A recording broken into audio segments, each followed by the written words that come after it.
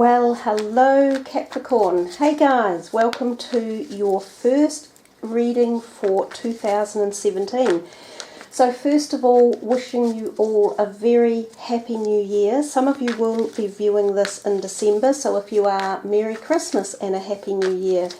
And of course for you guys, Capricorns, you are the lucky ones of the zodiac to start the year with your birthday energies and the energetic vibration of a brand new year as well, in Western philosophy traditions anyhow.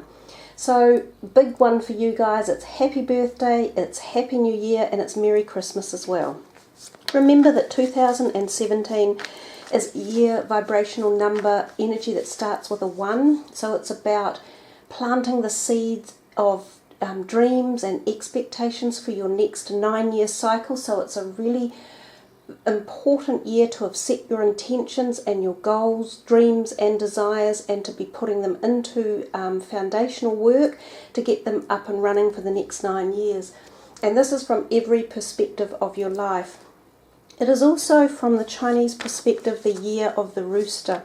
So roosters are cocky and quite strong and energetic. It's considered a fairly good vibrational numbering system, or the rooster is, from that perspective as well. So let's get into your reading. We are doing 4 cards, one for each week of the month, and then an overall energetic card afterwards. So let's see what's in store for you guys, Capricorn. Let's deal the cards. The 9 of Swords, the 10 of Swords, the Chariot, the Magician, and your overall energy card is the 8 of Cups. Well, guys, that's a pretty heavy one, as you can see. You've got 2 major arcanas, or arcanas, over here on the right-hand side. They're 2 really nice ones. You've got 2 of the more heavy type sword energies at the very beginning of the month there, and you've got the 8 of Cups as an overall riding energy. So there's something here about you guys moving out of the old and into the new. You're letting go of a whole lot of stuff that no longer serves you. Or if you're not letting go of it, you need to. If there have been things in your life that aren't serving you anymore, such as in particular relationships, people in your life who have been perhaps not honouring the who you are and not supporting you and not being honest with you, it could be time to rethink who you really need in your life and who will best take you forward on your direction. There's a lot of feeling here about newness, vitality, and letting go of the old in particular. It's like really, whoo, it's big in here. It's very strong message for you. And as I just said at the beginning of your video, even more poignantly, the number 1 is about setting your intentions and directions, dreams and desires for the next 9 years. So this reading is actually very potent. It is telling you specifically for you guys to sit down, write your lists, set your intentions, and really put your heart and soul and mind into it. So those messages are coming through very comprehensively and quite strongly. Let's move into it anyhow. The 9 of Swords over here is kind of like a feeling of being trapped in your own worry or anxiety. So it is a card that can portend to anxiousness and anxiety related disorders. So those feelings of panic and uncertainty, perhaps unsure of your future and being a little bit in trepidation of where the next 9 years are headed or what path you are wanting to go on. You need to connect with your inner space to get the answer to this. You can utilize other people as well, but more importantly, you need to feel it in your heart and know that the direction you're taking yourself and the people you surround yourself in your life with are that it feels right, that it intuitively has a gut feeling of goodness. The 9 of Swords can also suggest sleeplessness, so people with insomnia, that can be an issue here when the Nine of Swords creeps up. And again, insomnia can be brought about by just that constant mind chatter in the back of your mind telling you, yeah, you know, which way do we go? Who do we trust? What job should I take? Where should I move? What university should I go to? What friends do I want? Do I want to stay in this relationship? Blah, blah, blah, blah. And it sometimes doesn't stop. So it's about calming down, taking hold of any fear or worry or negativity and planting it firmly in one small part of your life so that you can control it. Because in the end, we can control our fears and our worries and our anxious thoughts. If we let them get away on us, it takes over. So it's about self-discipline and self-control in particular. Let's move into the second week here, sort of rocking into that early part of January, just after the new year. There is apparently astrologically, with a lot of very good astrologers, who have degrees in the subject matter, have said that December 2016 is a particularly turbulent month, planetarily alignment-wise, and that towards the end of December, around New Year's Eve, it was going to be a very heavy journey. So a lot of people globally might be feeling some undue pressures or stresses around this particular time, and so might Earth or Gaia herself. So we kind of think as we move into 2017 there will be a lot to address at a personal level and a global level as well. The Ten of Swords tells us about endings. It's a number 10, so it's moving out of an old cycle and into a new one. It often gives the feeling in any deck of cards you look at that you feel let down, that you've been disacknowledged or discontinued with some part of your life or relationships in particular.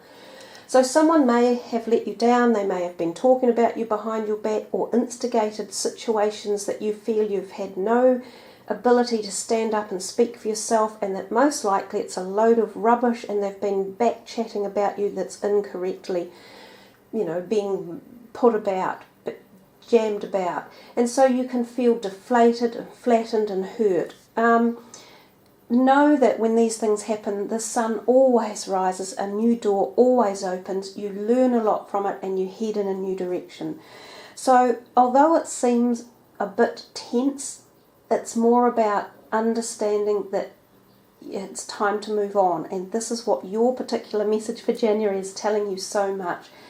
If people are not respecting you in your life, you do not need to have them around. Honestly, there is no reason to be in relationships or situations that are negating you or being negative or causing black or dark energies. They must be removed, because you can't be in a positive light space when those type of energetic people or energies are around.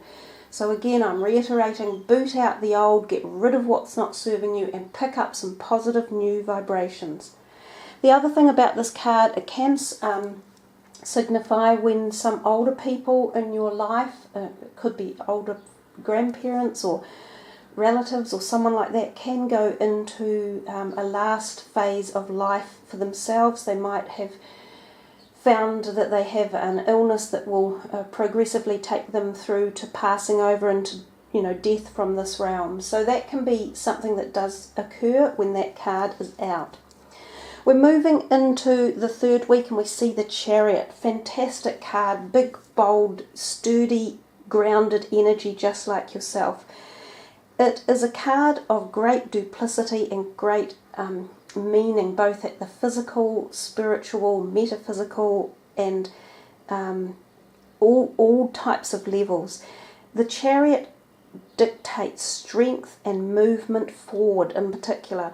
It says that you are on the cusp of a journey and that you have gained or regained some personal power, and that this is your decision as you move forward. I see all the ecliptical moons or new moons, and we see it down here again reiterated. So the moons are somehow going to be very important for you, perhaps the full or new moon in January. Also, as the eclipses come up in March and April of this year, they are going to have some power and power impact for you one way or another. The Chariot can often mean going on a trip, and it can mean a road trip. So some of you might be going on a holiday that involves driving one way or another. It can be a reference to getting a new vehicle. Some of you might be thinking of buying a new car. Or it can also mean there can be unexpected costs around your car. So, and also about your car keys, interestingly enough. Don't go flippantly popping your car keys down somewhere and then losing them, because they can be really expensive to replace in the modern day with new cars. The other thing about the Chariot, we see the black and white, it's yin and yang, male and female, so it's about balancing energies again. So there's a degree of balance coming back into what might have felt out of balance over here for you. So I think as the month progresses, you get this feeling of strength coming back, and you have to seek it and you have to engage it and activate it. We come to the last week, we see the Magician, one of my all-time favourite cards in the deck, and how wonderful. It's a number 1, the first, reading of the year. You're the first astrological sign of the year, and it's kind of like it's going, yeah, Capricorn, you're here. Grab this magic potential.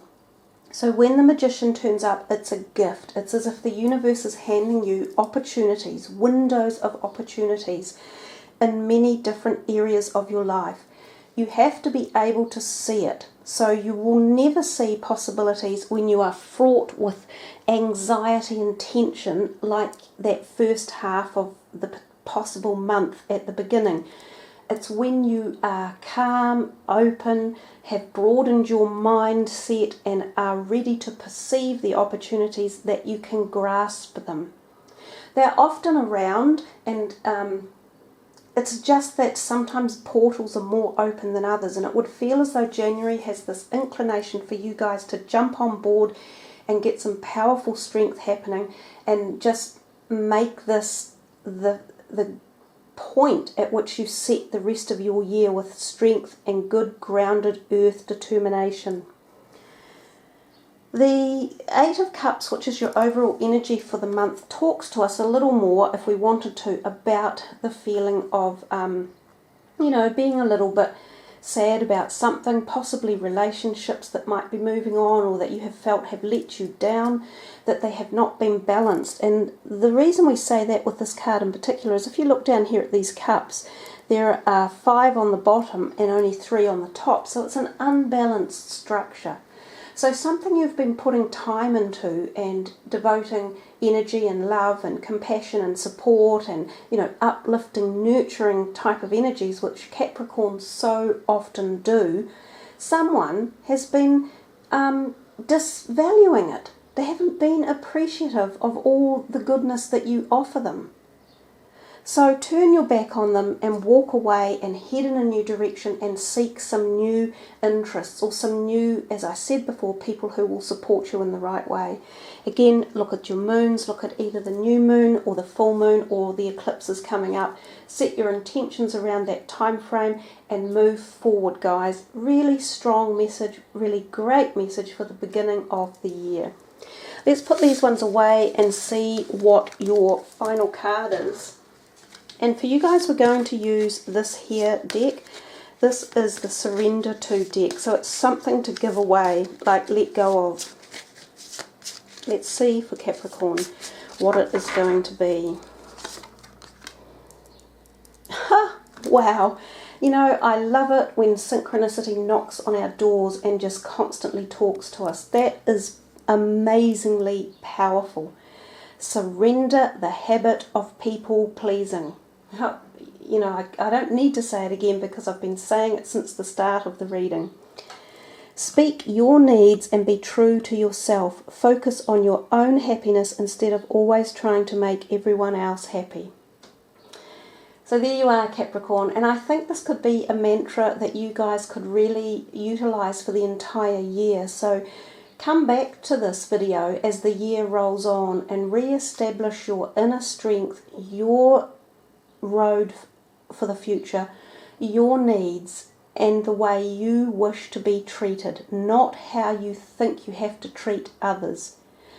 If they're not wanting you in their life, they make it pretty clear by their lack of intent and integrity and respect. You will always find people who wish to have your beautiful warmth and genuine kind-heartedness in their lives, and more fool them for not wanting it.